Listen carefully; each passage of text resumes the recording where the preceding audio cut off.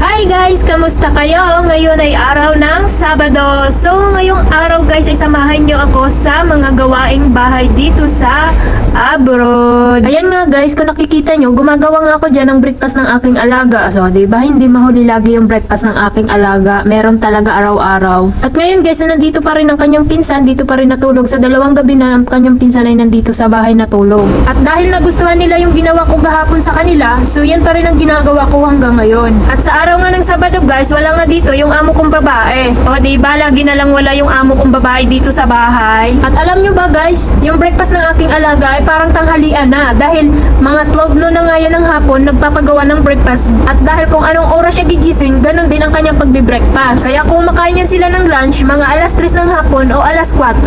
O diba, ang sarap ng buhay mayaman. Ayan na nga guys, natapos na tayo, dadalhin na naman natin sa taas. O diba, laging special order. Pagkatapos kong nanginatid yung pagkain sa kanila guys, umakyat muna ako dito sa taas at namalansya ako. At hindi naman karamihan ng aking pinaplansya kasi araw-araw na lang din sinusunod ng aking kasama ang plansyahin. At dahil nasanay na rin ako na mayroong ginagawa araw-araw. Dahil nga araw ng Sabado ngayon guys, wala kaming gaanong trabaho. Dapat nga ngayon yung aming general cleaning sa kwarto ng amo naming babae. Kaya nga lang hindi kami nag-general cleaning ngayon dahil wala namang amo naming lalaki. At syempre wala namang katabi yung amo naming babae. Kaya hindi na lang kami nagpalit ng bedsheet. Yung araw, o diba, napaka-utak talaga ng mga Pilipino. Hindi lang mautak, madiskarte pa pagdating sa trabaho. At ngayong araw nga pala guys, nilaban na namin itong mga ginagamit nila kapag nagdadasal sila. So ayan guys, nahirapan talaga ako magtupi niya dahil napakalapad niya. Sumasakit na nga yung balikat ko kakaplansya niyan dahil napakalapad talaga ng pang-prayer na yan. Fast forward nga tayo mga guys. Ayan na nga, nang natapos ako mamalansya sa taas at bumaba na rin ako dahil wala na rin yung alaga ko dito at yung kanyang pinsan.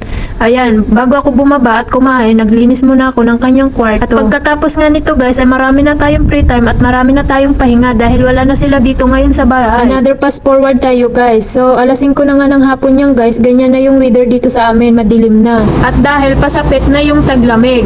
Kapag summer naman, alas 6 pa lang maliwanag pa rin dito sa Bahrain. So ayan nga guys, dito nga sa Bahrain, sa counter, wala kayong makikitang babae. Dahil ang mga cashier dito, karamihan ay puro lalaki. Habang nga naglalakad kami sa labas guys, marami ng mga tambay na tao sa labas kasi hindi na gaano mainit dito. So paano ba yan guys? Hanggang dito na lang tayo. Thank you for watching. Hanggang sa muli. Bye-bye!